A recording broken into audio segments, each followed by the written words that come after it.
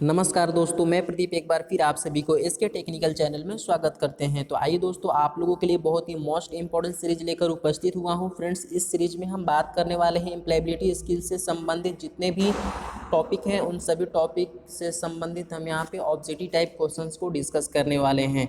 और फ्रेंड्स, ये सीरीज आप लोगों के लिए बहुत ही इम्पोर्टेंट रहने वाला है, क्योंकि यहाँ से आईटी एग्ज़ाम्स में एम्प्लॉयबिलिटी स्किल से 25 क्वेश्चन पूछे जाते हैं और यहाँ से आपका स्कोर पासिंग मार्क्स होना चाहिए, है ना। तो ये वीडियो जो है सभी इंजीनियरिंग ट्रेडों के लिए है, यानी जिस ट्रेड में एम्प्लॉयबिलिटी स्किल है उस सभी ट्रेड वालों के लिए ये वीडियो बहुत ही इम्पोर्टेंट है। इसलिए आप लोग अपने फ्रेंड में भी शेयर कर दीजिएगा ताकि आपका फ्रेंड का भी डाउट क्लियर हो सके। और फ्रेंड्स, अगर आप हमारे चैनल में नए हैं तो इस चैनल को सब्सक्राइब कर बेल नोटिफिकेशन को जरूर ऑन कर लीजिएगा ताकि इसी तरह का रेगुलर अपडेट आप तक मिलती रहे। और फ्रेंड्स, हम आप लोगों से यही रिक्वेस्ट करते हैं कि आप लोग इस वीडियो के अंत तक जरूर बने रहें ताकि आपका सारा डाउट इसी तरह का क्लियर होता रहे। तो आइए दोस्तों, समय को बिना गवाए हुए इस वीडियो को स्टार्ट करते हैं। ये जो है हमारा एम्प्लॉयबिलिटी स्किल का फर्स्ट क्लास है, जिसमें हम डिस्कस करेंगे एम्प्लॉयबिलिटी स्किल से related most important 20 objective type questions को। तो आइए यहाँ पे देख लेते हैं क्या है हमारा यहाँ पे फर्स्ट क्वेश्चन है। फ्रेंड्स, देख लेते हैं। यहाँ पे फर्स्ट क्वेश्चन है, यहाँ पे पूछा गया है कि सुनने का अर्थ है। तो फ्रेंड्स, ऑप्शन को हम अच्छी तरह से रीड करेंगे, उस दिन हम यहाँ पे आंसर इसका देंगे। तो देख लीजिएगा, ऑप्शन ए है कान लगाना, ऑप्शन बी है बोले गए शब्दों पर कान लगाना, ऑप्शन सी है बोले गए शब्दों में बताए गए संबंध को समझने के लिए कान लगाना। यहाँ पे संबंध होगा फ्रेंड्स, इसको आप लोग राइट कर लीजिएगा, है ना। तो क्या हम बोला गया है ऑप्शन सी कि बोले गए शब्दों में बताए गए संबंध को समझने के लिए कान लगाना। ऑप्शन डी है आसपास की आवाज़ों को सुनना। तो सबसे पहले यहाँ पे देखिएगा, आपका क्वेश्चन था कि सुनने का अर्थ क्या होता है। एक्चुअली आप सुनते कैसे हैं, है ना। तो जो शब्द बोला गया है उससे संबंध को समझने के लिए कान लगाना ना। जो शब्द आपको बोला गया है उसी बात को ना आप क्या करेंगे, अच्छे से सुनेंगे और उसी के संबंध में आप समझने का भी प्रयास करेंगे, है ना। तो आपका राइट आंसर क्या होगा फ्रेंड्स, यहाँ पे ऑप्शन सी जो है आपका राइट आंसर होगा, यानी बोले गए शब्दों में बताए गए संबंध को समझने के लिए कान लगाना, है ना। जो शब्द बोला गया है उसी के संबंध को समझने के लिए ना हम कान लगाएंगे, राइट। तो सुनने का अर्थ आपका ऑप्शन सी राइट आंसर होगा, नोट करेंगे आप सभी। नेक्स्ट क्वेश्चन है फ्रेंड्स, यहाँ पे देखिएगा, ये बहुत इम्पोर्टेंट क्वेश्चंस हैं और ये आपके एम्प्लॉयबिलिटी स्किल में पूछे गए क्वेश्चंस हैं। जो आईटी एग्जाम्स हुआ था उसमें ये पूछा हुआ क्वेश्चन है। पूछा गया है कि सांस की शक्ति से बोलना क्या होता है ना, डैश होता है। ऑप्शन ए है यहाँ पे फ्रेंड्स व्यंजन, ऑप्शन बी है स्वर, ऑप्शन सी है ध्वनिग्राम, ऑप्शन डी है बलाघात। तो फ्रेंड्स, आपका राइट आंसर क्या होगा, यहाँ पे ऑप्शन डी राइट आंसर हो जाएगा। कैसे फ्रेंड्स, मतलब सांस की शक्ति से जब आप बोलते हैं तो क्या होता है, बलाघात होता है, यानी बल सबसे अधिक लगता है, ठीक है। इसका आपका राइट आंसर क्या होगा फ्रेंड्स, बलाघात होगा, नोट करेंगे आप सभी ऑप्शन डी, ठीक है।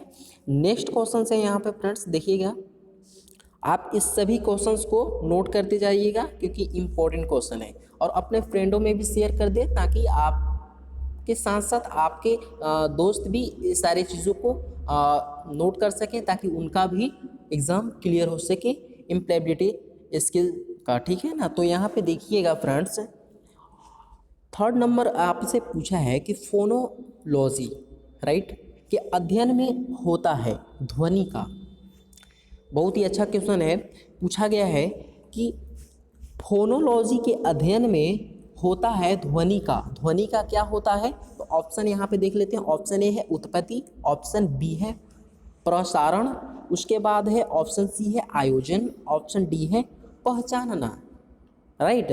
तो फोनोलॉजी के अध्ययन में होता है ध्वनि का क्या होता है फ्रेंड्स, आयोजन, ध्वनि का आयोजन होता है ना। फोनोलॉजी के अध्ययन में होता है क्या, ध्वनि का आयोजन का अध्ययन हम यहाँ पे करते हैं। आपका राइट आंसर क्या होगा फ्रेंड्स, ऑप्शन सी जो है ना आपका राइट आंसर हो जाएगा, ठीक है, नोट करेंगे आप सभी। नेक्स्ट क्वेश्चन है हमारा फ्रेंड्स, यहाँ पे 4 नंबर क्वेश्चन है, बहुत ही इंपॉर्टेंट है, देखिएगा। 4 नंबर क्वेश्चन आपसे पूछा है कि भाषा विज्ञान में उच्चतम स्तर होता है। भाषा विज्ञान में जो उच्चतम स्तर होता है वो कौन होता है? ठीक है, ऑप्शन देख लेते हैं। ऑप्शन ए बोल रहा है फोनोलॉजी मतलब ध्वनि प्रक्रिया। ऑप्शन बी है फोनेटिक्स मतलब स्वर विज्ञान। उसके बाद ऑप्शन सी है आपका, यहाँ पे है मोर्फोलॉजी मतलब आकृति विज्ञान। ऑप्शन डी है प्रैग्मेस्टिक मतलब यहाँ पे उपयोगितावाद। तो फ्रेंड्स यहाँ पे देखिएगा, आपका जो राइट आंसर होगा फ्रेंड्स, आप क्या होगा यहाँ पे ऑप्शन बी जो है आपका राइट आंसर होगा, यानी कि फोनेटिक्स जो है आपका, यानी कि यहाँ पे स्वर विज्ञान राइट आंसर होगा। नोट करेंगे आप सभी। नेक्स्ट क्वेश्चन है फ्रेंड्स, यहाँ पे देखिए 5 नंबर क्वेश्चन आपसे पूछा है कि अंग्रेजी में वर्णों की व्यंजनों की संख्या होती है ना फ्रेंड्स। अच्छे से क्वेश्चंस को रीड करिएगा। क्या पूछा है कि अंग्रेजी में व्यंजनों की संख्या कितनी होती है ना। तो व्यंजनों की जो संख्या होती है वो क्या होती है, चलिए ऑप्शन से क्लियर करते हैं। ऑप्शन ए है बोल रहा है कि 15, ऑप्शन बी है 21, ऑप्शन सी है 26, ऑप्शन डी है 31। तो फ्रेंड्स देखिएगा, अंग्रेजी वर्णमाला में व्यंजनों की संख्या कितनी होती है? तो फ्रेंड्स 21 होती है ना। कितनी होती है? 21 आपका राइट आंसर होगा। नोट करेंगे आप सभी। और स्वरों की संख्या कितनी होती है ना फ्रेंड्स, क्या होता है, स्वरों की संख्या कितनी होती है यहाँ पे इंग्लिश वर्णमाला में? तो 5 होती है। और व्यंजनों की संख्या कितनी होती है? तो यहाँ पे कितना होता है, 21 होता है। सॉरी, कितना होता है, 21 और 5 यानी कि 26 टोटल हो जाते हैं। 21 व्यंजन होते हैं और 5 क्या होते हैं, स्वर होते हैं। इस तरह से आप इसको नोट करेंगे। ठीक है, आपका राइट आंसर क्या हो जाएगा यहाँ पे, ऑप्शन बी जो है ना 5 का, यहाँ पे ऑप्शन बी राइट होगा। अब चलिए इसी की तरह हम यहाँ पे 6 क्वेश्चंस की ओर चलते हैं। तो 6 नंबर क्वेश्चन आपसे पूछा है फ्रेंड्स कि बोले गए शब्दों का लिखित भाषा में रूपांतरण होता है तो उसको हम क्या कहते हैं? देखिएगा फ्रेंड्स, ध्यान से समझिएगा, है ना। बोले गए शब्दों का, जो हम शब्द बोल रहे हैं, ठीक है, और लिखित भाषा में रूपांतरण मतलब बोल रहे हैं शब्द और उसको लिख भी रहे हैं।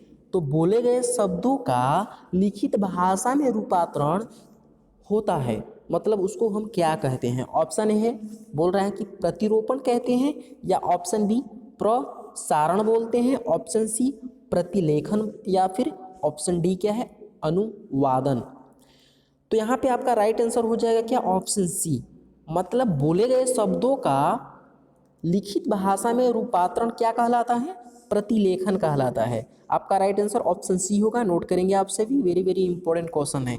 ठीक है, नेक्स्ट क्वेश्चन से फ्रेंड्स यहाँ पे देखिएगा 7 नंबर क्वेश्चन आपसे पूछा है ना। देखिए क्या पूछा है कि प्रतिलेखन को डैश भी कहते हैं, मतलब प्रतिलेखन को और किस नाम से जाना जाता है? हमने प्रतिलेखन तो यहाँ पे डिस्कस कर लिया कि बोले गए शब्दों को क्या करना है, लिखित रूप में हम उसको क्या करते हैं, रूपांतरण करते हैं, जिसको बोलते हैं प्रतिलेखन। लेकिन अब यहाँ पे पूछ रहा है आपसे कि प्रतिलेखन को डैश भी कहते हैं, मतलब प्रतिलेखन को और किस नाम से हम जानते हैं? तो आइए ऑप्शन देख लेते हैं। ऑप्शन ए बोल रहा है नोटेशन मतलब अंकन करना, ऑप्शन बी बोल रहा है यहाँ पे सिटेशन मतलब उद्धरण, और उसके बाद ऑप्शन सी है ट्रांसलेशन मतलब अनुवादन, ऑप्शन डी है यहाँ पे ट्रांसमिशन का मतलब होता है प्रसारण। तो आपका राइट आंसर क्या हो जाएगा फ्रेंड्स, प्रतिलेखन को हम अंकन के नाम से भी जानते हैं, है ना। क्या करते हैं, अंकन के नाम से भी जानते हैं, इसलिए आपका राइट आंसर क्या होगा, ऑप्शन ए आपका राइट आंसर होगा। यहाँ पे नोट करेंगे आप सभी। ठीक है, नेक्स्ट यहाँ पे क्वेश्चन है फ्रेंड्स जो कि 8 नंबर क्वेश्चन आपसे पूछा है कि ऑर्थोग्राफी मतलब वर्तनी का अर्थ क्या होता है? ठीक है, बहुत ही अच्छा क्वेश्चन है। वर्तनी का अर्थ है, ऑप्शन ए बोल रहा है बोलने की प्रणाली, ऑप्शन बी है सुनने की प्रणाली, ऑप्शन सी है लिखने की प्रणाली, ऑप्शन डी है पढ़ने की प्रणाली। तो वर्तनी का मतलब क्या होता है, लिखना ना, लेखनी होता है। तो देखिएगा फ्रेंड्स, वर्तनी का अर्थ होता है लिखने की प्रणाली, मतलब लिखने की प्रणाली को हम क्या कहते हैं, वर्तनी कहते हैं। ये आप लोग नोट करिएगा, है ना। यहाँ पे आपका राइट आंसर क्या होगा फ्रेंड्स, 8 का ऑप्शन सी राइट आंसर हो जाएगा। अब चलिए यहाँ पे देख लेते हैं 9 नंबर क्वेश्चन आपसे पूछा है फ्रेंड्स। देखिए अब पूछा है कि विच of the titles fits the text beds, है ना, डैश का उदाहरण है, मतलब किसका उदाहरण है, विच of the titles fits the text bed, इसमें से किसका उदाहरण है। ऑप्शन ए बोल रहा है सरसरी देखने का, ऑप्शन बी अवलोकन, ऑप्शन सी गहन पढ़ाई, ऑप्शन डी व्यापक पढ़ाई। आपका यहाँ पे ऑप्शन ए जो है ना क्या हो जाएगा, राइट आंसर होगा फ्रेंड्स, नोट करेंगे आप सभी। मतलब which of the titles fits the text बेड्स, सरसरी देखने का उदाहरण होता है। ठीक है, नेक्स्ट हम यहाँ पे चलते हैं। आपका 10 नंबर क्वेश्चन पूछा है फ्रेंड्स, देखिएगा क्या पूछा है, समय सारणी देखो और समय विराम बताओ का उदाहरण क्या होता है। कह रहा है कि समय सारणी देखो और समय विराम बताओ का उदाहरण क्या होता है। ऑप्शन ए है सरसरी देखने का, ऑप्शन बी है अवलोकन करने का, ऑप्शन सी है गहन पढ़ाई, ऑप्शन डी है व्यापक पढ़ाई। आपका यहाँ पे राइट आंसर क्या होगा फ्रेंड्स, ऑप्शन बी जो है आपका राइट आंसर होगा, नोट करेंगे आप सभी, मतलब अवलोकन इसका राइट आंसर होगा। समय सारणी को देखें और समय विराम बताओ का उदाहरण क्या होता है, ऑप्शन बी अवलोकन करना। ठीक है, इस तरह से आप यहाँ पे इस क्वेश्चन को नोट भी करते चलें ताकि आपका सारा डाउट क्लियर होता चले, है ना। तो चलिए देख लेते हैं 11 नंबर क्वेश्चन आपसे पूछा है कि परीक्षा हॉल में प्रश्न पत्र पढ़ना किसका उदाहरण है। ठीक है, परीक्षा हॉल में प्रश्न पत्र पढ़ना किसका उदाहरण है, बहुत ही इंपॉर्टेंट क्वेश्चन है यहाँ पे फ्रेंड्स। ऑप्शन ए देख लेते हैं गहन पढ़ाई, ऑप्शन बी है व्यापक पढ़ाई, ऑप्शन सी है अवलोकन, ऑप्शन डी है सरसरी देखने का। अब यहाँ पे देखिएगा परीक्षा हॉल में जब आप प्रश्न पत्र पढ़ते हैं तो गहन पढ़ाई उसको कही जाती है, मतलब आपका ध्यान कहीं भटकता नहीं है ना, उसको क्या कहते हैं गहन पढ़ाई। मतलब आपका राइट आंसर क्या होगा, ऑप्शन ए, नोट करेंगे आप सभी। ठीक है, अब चलिए यहाँ पे बात कर लेते हैं फ्रेंड्स।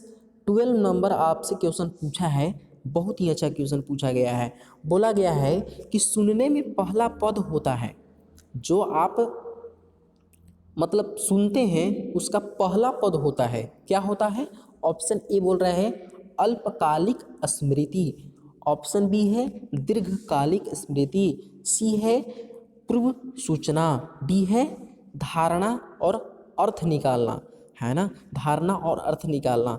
तो फ्रेंड्स यहाँ पे देखिएगा क्या है, यहाँ पे है कि सुनने में पहला पद होता है, क्या होता है फ्रेंड्स, सुनने में जो पहला पद होता है वो क्या होता है, धारणा और अर्थ निकालना होता है। इसलिए आपका राइट आंसर क्या होगा यहाँ पे, ऑप्शन डी राइट आंसर होगा, यहाँ पे नोट करेंगे आप सभी।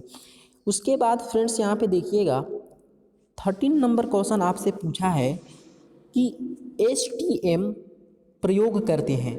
फ्रेंड्स यहाँ पे देखिएगा STM प्रयोग करते हैं डैश के लिए, मतलब किसके लिए हम यहाँ पे STM प्रयोग करते हैं। ऑप्शन ए देख लेते हैं short time memory, option B है short term memory, option C है short time message, option D है शॉर्ट टर्म मैसेज। तो यहाँ पे ध्यान दीजिएगा फ्रेंड्स, आपसे कभी कभी क्वेश्चन भी पूछ देता है कि STM का फुल फॉर्म क्या होता है, तो ये तो STM का फुल फॉर्म से रिलेटेड ही यहाँ पे क्वेश्चन पूछा गया है। तो आप यहाँ पे याद रखिएगा, क्या याद रखिएगा फ्रेंड्स, ऑप्शन बी याद रखिएगा, इसको बोलते हैं शॉर्ट टर्म मेमोरी कहते हैं, है ना, राइट। यहाँ पे आपका राइट आंसर ऑप्शन बी होगा, नोट करेंगे आप सभी, क्या होगा, STM को हम क्या बोलते हैं फ्रेंड्स, शॉर्ट टर्म मेमोरी के नाम से हम इसको जानते हैं। ठीक है, अब चलिए नेक्स्ट क्वेश्चन की ओर चलते हैं। यहाँ पे देख लेते हैं 14 नंबर क्वेश्चन आपसे पूछा है कि LTM प्रयोग करते हैं डैश के लिए, मतलब अब यहाँ पे STM और LTM दोनों से रिलेटेड यहाँ पे क्वेश्चंस आपसे पूछा है। LTM को हम क्या बोलते हैं, चलिए ऑप्शन देखते हैं। ऑप्शन ए है long term memory, option B है long time memory, option C है long term message, option D है लॉन्ग टाइम मैसेज। आपका राइट आंसर क्या होगा यहाँ पे फ्रेंड्स, ऑप्शन ए जो है आपका राइट आंसर होगा, क्योंकि इसको बोलते हैं हम long term memory. S T M को क्या बोलते हैं? Short term memory. और एल टी एम को क्या बोलते हैं? Long term memory. यहाँ से आप इसको याद कर लीजिएगा, यहाँ से क्वेश्चंस पूछ भी सकते हैं, ठीक है ना। बहुत ही इंपॉर्टेंट ये पॉइंट्स हैं। अब चलिए फ्रेंड्स यहाँ पे अगले क्वेश्चन की ओर बढ़ते हैं और देख लेते हैं हमारा 15 नंबर क्वेश्चन क्या कह रहा है। कह रहा है फ्रेंड्स कि रिवर्स एंड टेम्परली के अनुसार संप्रेषण मतलब क्या होता है? संप्रेषण का मतलब क्या होता है? कम्युनिकेशन गतिविधियों में समर्पित समय होता है। बोल रहा है कि रिवर्स एंड टेम्परली के अनुसार संप्रेषण गतिविधियों में समर्पित समय होता है। आपका यहाँ पे राइट आंसर क्या होगा? चलिए ऑप्शन देख लेते हैं। ऑप्शन यहाँ पे बोल रहा है 9%, ऑप्शन बी है 16%, ऑप्शन सी है 13%, ऑप्शन डी है 45%। तो आइए एक बार फिर से हम क्वेश्चन को पढ़ लेते हैं। बोल रहा है कि रिवर्स एंड टेम्पररी के अनुसार संप्रेषण गतिविधियों में समर्पित समय होता है। तो क्या होता है फ्रेंड्स? आपका ऑप्शन डी राइट आंसर हो जाएगा, नहीं 45% आपका होगा। इस तरह से क्वेश्चन पूछेगा, आपका राइट आंसर क्या होगा? 45%। नोट करेंगे आप सभी। नेक्स्ट क्वेश्चन है फ्रेंड्स, यहाँ पे देखिएगा 16 नंबर क्वेश्चन आपसे पूछा है कि संप्रेषण गतिविधियों में, है ना, मतलब कम्युनिकेशन में क्या होता है कि समर्पित बोलने का समय होता है। संप्रेषण गतिविधियों में समर्पित बोलने का समय होता है, वो क्या होता है? ऑप्शन ए है 9%, ऑप्शन बी है 16%, ऑप्शन सी है 30%, ऑप्शन डी है 45%। तो यहाँ पे ध्यान दीजिएगा फ्रेंड्स, संप्रेषण गतिविधियों में समर्पित बोलने का जो समय होता है वो क्या होता है? 30% होता है। क्या होता है फ्रेंड्स? 30% होता है, 30% आपका राइट आंसर होगा। यहाँ पे नोट करेंगे आप सभी, ठीक है फ्रेंड्स। चलिए अगले क्वेश्चन की ओर बढ़ते हैं। अगला क्वेश्चन आपसे पूछा है 17 नंबर का। 17 नंबर क्वेश्चन पूछा है कि संप्रेषण गतिविधियों में समर्पित पढ़ने का समय होता है ना। संप्रेषण गतिविधियों में समर्पित पढ़ने का समय कितना होता है? ऑप्शन ए बोल रहा है 9%, ऑप्शन बी बोल रहा है 16%, ऑप्शन सी बोल रहा है 30%, ऑप्शन डी बोल रहा है 45%। तो आपका यहाँ पे राइट आंसर क्या होगा फ्रेंड्स? ऑप्शन बी जो है आपका राइट आंसर हो जाएगा। यानी संप्रेषण गतिविधियों में समर्पित पढ़ने का जो समय होता है कितना होता है फ्रेंड्स? 16% होता है। नोट करेंगे आप सभी।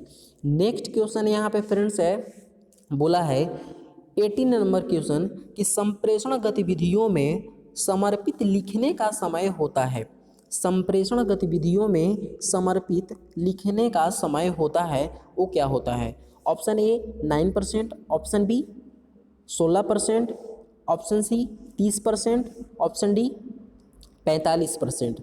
तो आपका यहाँ पे राइट आंसर होगा फ्रेंड्स ऑप्शन ए, यानी क्या हो जाएगा फ्रेंड्स? संप्रेषण गतिविधियों में समर्पित लिखने का समय क्या होता है? 9% होगा। नोट करेंगे आप सभी। नेक्स्ट क्वेश्चन है फ्रेंड्स, यहाँ पे देखिएगा, ध्यान दीजिएगा, क्या है 19 नंबर क्वेश्चन आपसे यहाँ पे पूछा है 19 नंबर कि कम्युनिकेशन शब्द लैटिन के शब्द से उत्पन्न हुआ है। बोल रहा है कि कम्युनिकेशन जो है शब्द लैटिन के शब्द से उत्पन्न हुआ है। किस शब्द से यहाँ पे ये उत्पन्न हुआ है?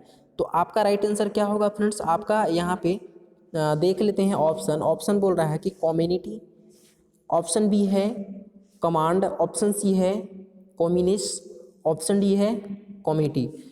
तो आपका यहाँ पे राइट आंसर क्या होगा? ऑप्शन सी जो है ना आपका राइट आंसर होगा, क्योंकि जो कम्युनिकेशन है ना, कम्युनिकेशन शब्द किस लैटिन शब्द से उत्पन्न हुआ है?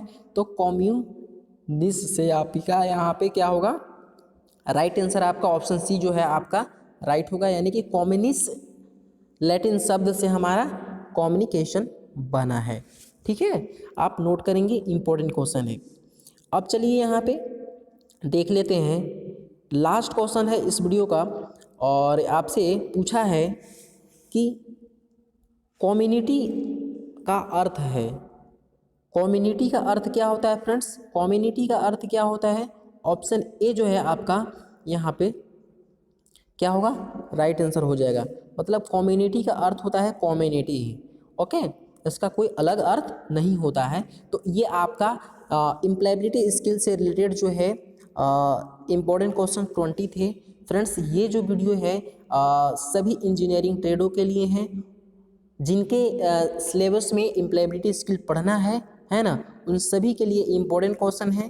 तो आप लोग अपने फ्रेंड में ज़रूर इस वीडियो को शेयर कर दीजिएगा ताकि उनका भी डाउट इस तरह का क्लियर होता रहे। फ्रेंड्स आप लोगों को इस वीडियो को देखने के लिए बहुत बहुत धन्यवाद, और फिर मिलेंगे हम अगले वीडियो में एक नई जानकारी के साथ। तब तक के लिए नमस्कार।